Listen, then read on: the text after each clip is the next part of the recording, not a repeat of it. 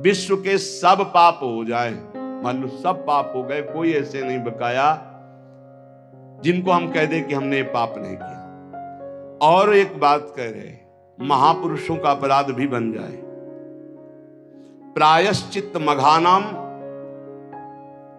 महद अपराधे महद अपराध, महापुरुषों का अपराध, फिर कहां जाऊं, कैसे उद्धार होगा? यदि सब पाप बन जाए और इसके बाद महापुरुषों का अपराध बन जाए, बड़ा सूक्ष्म होता है अपराध। किसी कारण से उनका हृदय अगर तापित हो गया, बस वही आपके सारे सुकृतों को भस्म कर देगा। सुकृत भस्म होने पर धीरे धीरे विपत्तियां आना शुरू हो जाएंगी और आप परेशानियों के जाल में फंस जाएंगे। इसलिए सब कुछ मिट सकता है, महद अपराध नष्ट कर देता है। साधु अवज्ञा तुरंत भवानी, कर कल्याण अखिल के हानि। लेकिन यहां एक बहुत बड़ी बात श्रीपाद कह रहे हैं, यदि सब पाप बन गए हों और महद अपराध है, महापुरुषों का अपराध बन गया हो, तो इसका नाश कैसे हो सकता है? तो कह रहे सकल स्वधर्म मौली पुमर्थ मौलिश्च राधिका विपिना। श्री वृंदावन धाम में आकर के पढ़ रहो कि अब मरूंगा तो आप में ही मरूंगा, अब जो कुछ है सब आप, सब माफ कर देगा, महद अपराध माफ कर देगा, सब पाप नष्ट कर देगा, भगवत प्राप्ति हो जाएगी। ये बात श्रीपाद वृंदावन महिमामृत में कह रहे, प्रायश्चित्तम, कोई और प्रायश्चित नहीं, एक ही प्रायश्चित है। यदि लग रहा हो कि मैं महापापी हूं और महापुरुषों का भी अपराध बन गया, अब मेरा कल्याण तो हो ही नहीं सकता, क्योंकि पापवंत कर सहज स्वभाव, भजन मूर्ति भाव, मेरे से भजन भाव तो बनने वाला नहीं, तो क्या करे? आमरण वृंदावन का वास स्वीकार कर ले, अब वृंदावन से कभी भी वापस नहीं जाऊंगा, यहीं। और उसके बिना किसी साधना के इस एक नियम लेने मात्र से सारे पाप और महापुरुषों के अपराध भी नष्ट हो जाएंगे, उससे भगवत प्राप्ति हो जाएगी पड़े पड़े वृंदावन में। ए भाई, बहुत बड़ी वस्तु मिल गई है। श्रीधाम वृंदावन का आश्रय, वास, सत्संग, नाम जप, निश्चित निश्चित हमें अब अन्य किसी साधन, अन्य किसी तीर्थ, अन्य किसी भावना में, अगर वृंदावन का आमरण व्रत ले लिया जाए, आमरण व्रत कहते हैं कि अब जिंदा नहीं निकलेंगे यहां से,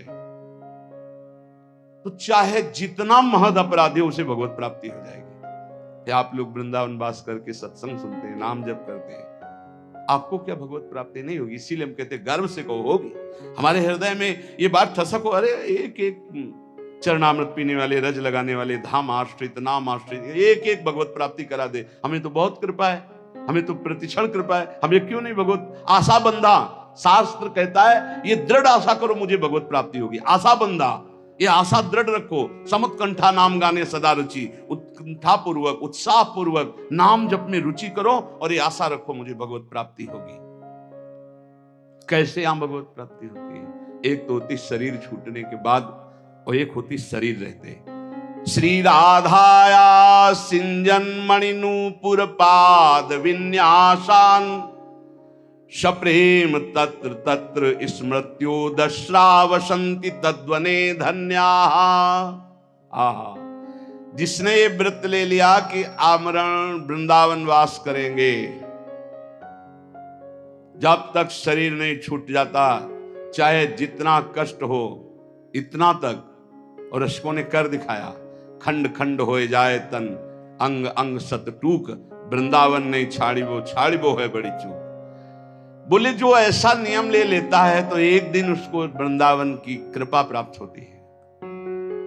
अचानक उसको श्री किशोरी जी के चरणों की नूपुर ध्वनि सुनाई देती है। श्रीपाद प्रबोधानंद जी, श्री राधाया सिंजन मणि नूपुर पाद विन्यासान, श्री जी जो हंस गति से चल रही, गजगामिनी गति से चल रही, तो उनकी नूपुरों की ध्वनि, नूपुरों की ध्वनि, अनेक मंत्र नाद मंजू, नूपुरों से अनेक मंत्रों के नाद प्रकट होते रहते। नूपुर ध्वनि जहां सुनी तो उधर दृष्टि गई, देखा गजनायक प्रभु चाल गयंदनी गति वृषभानु किशोर, दोनों आ रहे, निकष कुंज ठाड़े भये भुजा परस्परंस, दृश्य बदल गया। अब अश्रुओं की धार बहने लगी, बोले धन्य है वो महाभाग्यवान पुरुष वृंदावन वासी, कृतार्थ हो गया श्यामा श्याम। ये घर है भैया, कभी निकल कर क्यों मिल लेंगे, चिंता मत करो, घर है उनका।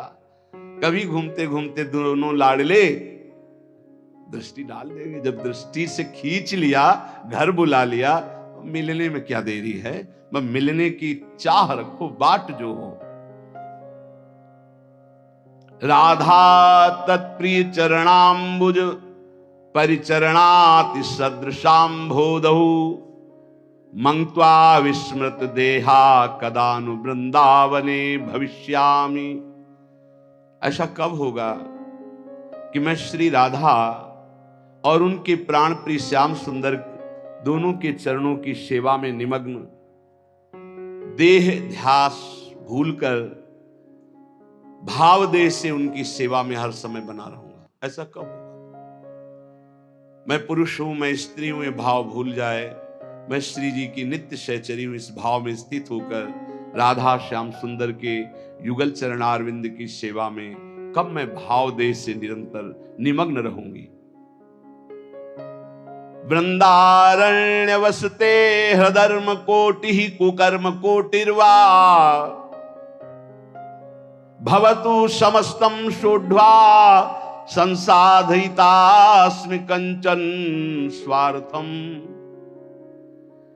देखो मैं अब तो अखंड वृंदावन वास करूंगा, अब चाहे कोट या धर्म हो जाए, इनकी मुझे कोई परवाह नहीं। देखो ये हिम्मत तो करनी पड़ेगी। नहीं बोले वैष्णव सेवा में वैष्णव अपराध बन जाएंगे, भगवत सेवा में 32 सेवा अपराध हैं, नाम जपने में 10 नामापराध हैं, और धाम बसने में धामापराध हैं। तो फिर बचा रास्ता केवल नरकई का, और तो कोई रास्ता बचा नहीं। इसलिए ये जो अपराध की बातें कही जाती हैं वो तुम्हें सावधान करने के लिए, तुम्हारा भजन बचे, तुम बहुत जल्दी परमानंद में डूबो। डरना नहीं है कि हम धामापराध से डरकर धाम में वास न करें, नामापराध से डरकर नाम जप न करें, वैष्णव अपराध से डर करके हम संतों का संग न करें, सेवा अपराध से डर करके हम भगवत सेवा न। ये डरने के लिए नहीं, ये और निर्भय होने के लिए बताए गए हैं कि अगर इन त्रुटियों को संभाल लोगे तो आप महाभागवत होकर भगवत प्रेम में डूब जाओगे। श्रीपाद कह रहे मानो हमें वृंदावन वास करना है।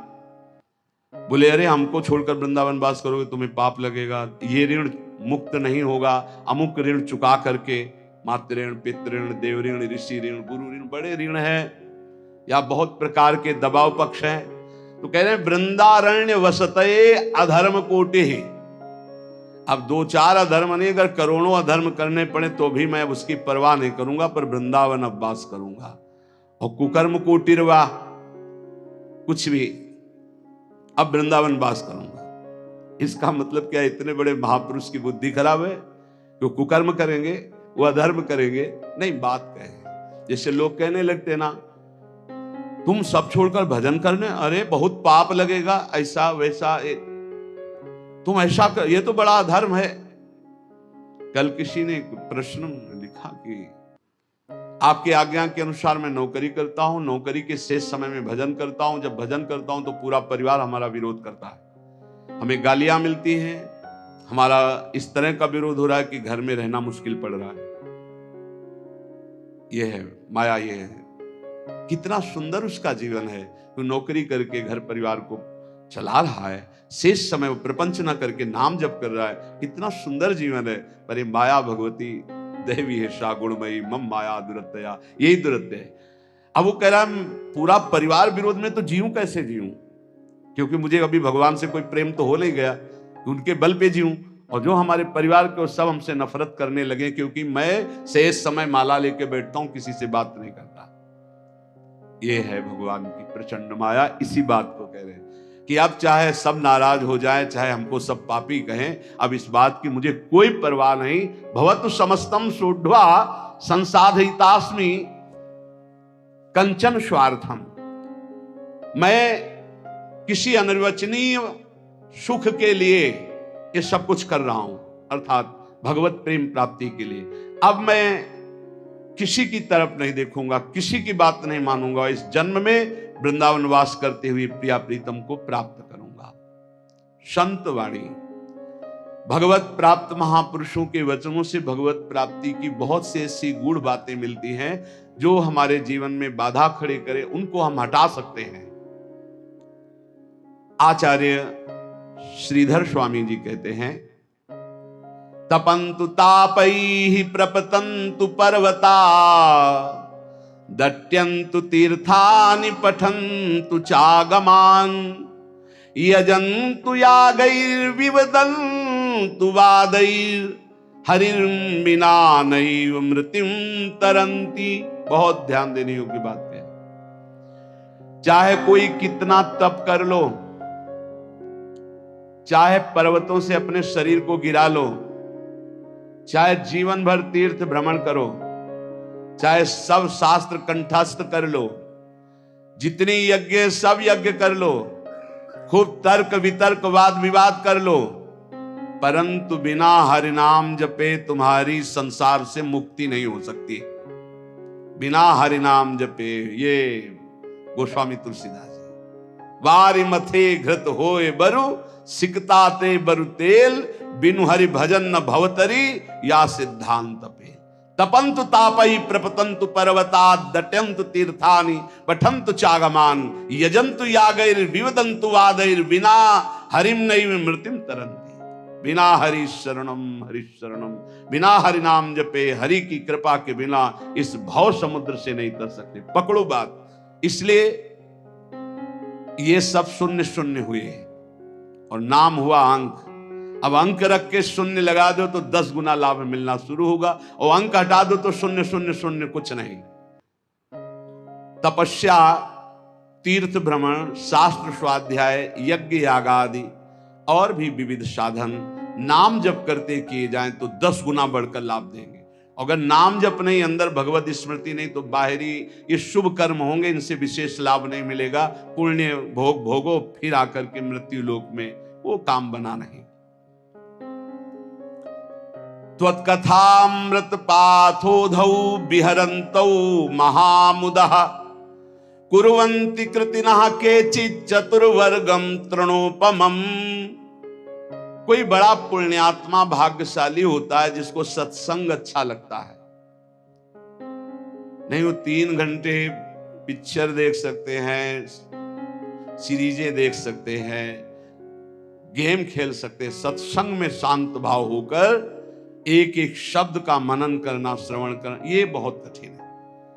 भगवत कथामृत में जो आनंद पूर्वक श्रवण करते हुए डूबते हैं, तो धर्म अर्थ काम मोक्ष चारों उनको सुलभ हो जाते, पर वो उनको स्वीकार ना करके पंचम पुरुषार्थ भगवत प्रेम स्वीकार करते हैं। वो तृण के समान त्याग देते हैं धर्म अर्थ काम मोक्ष, जो भगवत चर्चा। 7 धर्मों का परम फल है प्रेम प्राप्त होना। वो मिलता है भगवत चर्चा सुनने से, सत्संग सुनने से। देखो, आप खुद देखो, जिस संसार का त्याग करना इतना कठिन है, आप देखो कब आपको पसीना चुआना पड़ा और संसार छूट गया, कब आपको मेहनत लगी। सत्संग ने दिन प्रतिदिन आपको उठाते चले गए, असत संसार से हटाकर भगवत चिंतन में डुबोने के लिए पूरी तैयारी कर दी। अब ना डूबो, ये तुम्हारा प्रमाद है। नहीं तो प्रियालाल की कृपा तो आपको डुबोने के लिए पूरी तैयारी कर दी। मानुस्तन, वृंदा विपिन और रसिकन संग और बिबी रूप, बार बार तो बनत नहीं आसन जोगनु बना दिया श्री जी ने। अब ना डूबो, ये तुम्हारी प्रमाद स्थिति है।